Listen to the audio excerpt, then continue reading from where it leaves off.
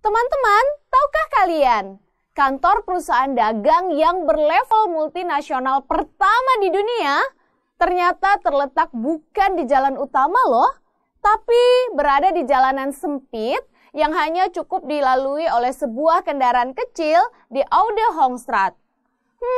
Lalu bagaimana ya sejarah berdirinya perusahaan dagang tersebut? Yuk kita bahas!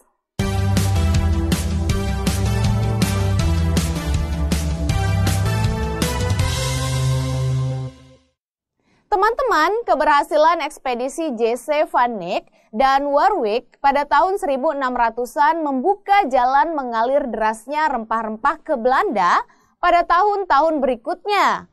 Bahkan tidak menunggu lama, dalam 2 tahun, Belanda kemudian menjadi kaya akan rempah-rempah. Dan harga jualnya di Belanda menjadi dinaikkan sampai berkali-kali lipat.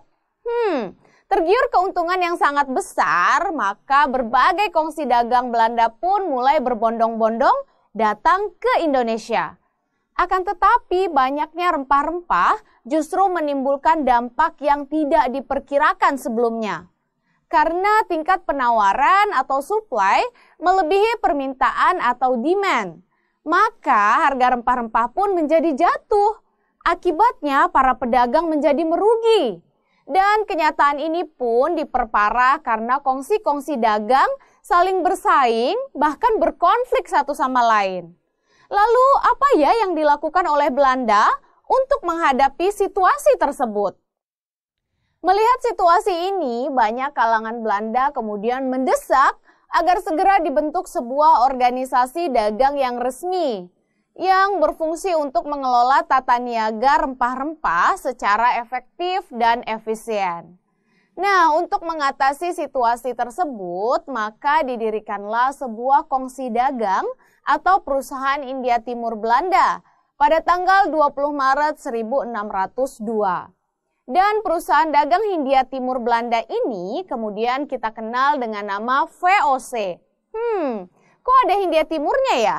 Iya, karena ada pula perusahaan Hindia Barat, yaitu Geotroyahde West Indische Company, yang merupakan persekutuan dagang untuk kawasan Hindia Barat. Dan persekutuan dagang asal Hindia Barat ini merupakan persekutuan dagang asal Belanda juga. Tetapi perusahaan ini diberikan hak monopoli perdagangan untuk kawasan Hindia Barat yang terletak di wilayah Karibia. VOC dibuat oleh persekutuan dagang asal Belanda yang melakukan aktivitas monopoli perdagangan khusus di kawasan Asia. Selanjutnya, apa ya yang menjadi tujuan didirikannya VOC? Tujuan dibentuknya VOC antara lain, pertama, untuk menghindari persaingan yang tidak sehat antara pedagang sebangsa. Kemudian yang kedua, untuk memperkuat kedudukan Belanda dalam menghadapi persaingan dengan bangsa Eropa lainnya, seperti Serikat Dagang East India Company yang dimiliki oleh Inggris. Dan yang ketiga, memonopoli perdagangan rempah-rempah di Nusantara. Kemudian yang keempat adalah membantu pemerintah Belanda yang sedang berjuang melawan pendudukan Spanyol. Oke deh. Wah, ternyata tujuan VOC intinya adalah untuk menghindari persaingan yang tidak sehat antar pedagang Belanda ya teman-teman. Oke deh, kita sudah tahu ya tujuannya. Lalu bagaimana ya perkembangan kongsi dagang ini? Perusahaan ini dianggap sebagai perusahaan multinasional pertama di dunia. Sekaligus merupakan perusahaan pertama di dunia yang melakukan pembagian sistem pembagian keuntungan atau diistilahkan dengan dividen bagi para pemegang saham. Nah, selain itu VOC juga memiliki 6 bagian atau kamers, yaitu di Amsterdam, Middelburg atau Zeeland, Enkhuizen, Delft, Hoorn, dan Rotterdam. Di kalangan orang Indonesia, VOC memiliki sebutan populer company atau company. Ingat kan? Nah, istilah ini diambil dari kata company dalam nama lengkap perusahaan tersebut. Dalam bahasa Belanda ya tentunya teman-teman. Tetapi rakyat Nusantara lebih mengenal company sebagai tentara Belanda. Kenapa ya? karena penindasan dan pemerasan yang dilakukan kepada rakyat Nusantara yang sama seperti tentara. Oke deh, lalu dampak apa ya yang terjadi setelah didirikannya organisasi VOC? Setelah didirikannya VOC pada 20 Maret 1602, maka terjadilah persaingan yang sengit di antara negara-negara Eropa, yaitu Portugis, Spanyol, Inggris, Prancis, dan Belanda. Tujuannya adalah untuk memperebutkan hegemoni perdagangan di kawasan Asia, terutama di Nusantara, yang memiliki rempah-rempah yang sangat melimpah dibandingkan dengan daerah lainnya.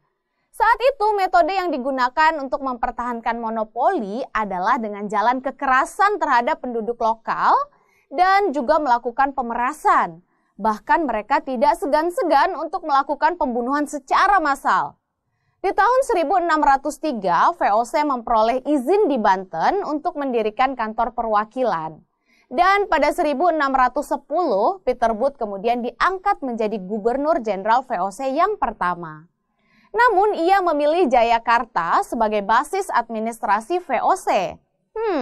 Sementara itu Frederik de Houtman menjadi gubernur VOC di wilayah Ambon dari tahun 1605 sampai 1611. Dan setelah itu kemudian menjadi gubernur Maluku dari 1621 sampai 1623.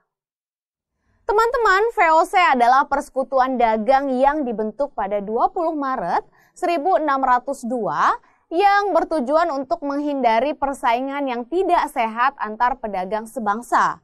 Kemudian untuk memperkuat kedudukan Belanda, memonopoli perdagangan rempah-rempah di Indonesia, dan sebagainya. Nah, ternyata teman-teman, pada perkembangan berikutnya, VOC ternyata memiliki hak istimewa seperti sebuah negara. Lalu apa saja ya hak istimewa yang dimiliki oleh VOC?